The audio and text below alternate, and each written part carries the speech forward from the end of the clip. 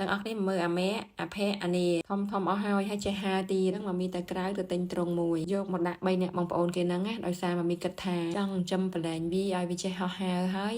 ល្ងាចឡើងឬក៏យប់ឡើងវាហោះចូលត្រង់វិញព្រោះថារាល់ថ្ងៃហ្នឹងវាស្គាល់មកមីច្បាស់ណា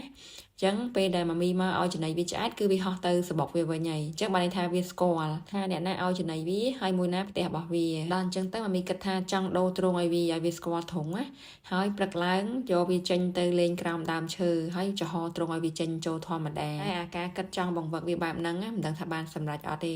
ចាំមើលថាតើអាមេអភ័យអានេះអាចទៅតាមរបៀបដែលមកមីគិតនឹងអត់តែទាំង3នាក់ហ្នឹងអត់តន់ស្គាល់ទ្រង់នឹងច្បាស់ហេអញ្ចឹងឥឡូវហ្នឹងមកមីសាកល្បងយកវាទៅភ្ជួរនៅខាងក្រៅឲ្យវាសមលេងសិនណាចាំមើលអនុវត្តតតា3ក្បាលហ្នឹងស្គាល់ទ្រង់វាច្បាស់មកមីចង់ចាំបែបឲ្យវាមានសេរីភាពចង់ហោះចេញក្រៅធុងហោះចេញទៅសំខាន់ស្គាល់ទ្រង់ត្រឡប់ចូលមកវិញសម្រាប់ការអនុវត្តនេះបានជោគជ័យឬក៏អត់មកមីនឹងអាប់ដេតនៅវីដេអូបន្ទាប់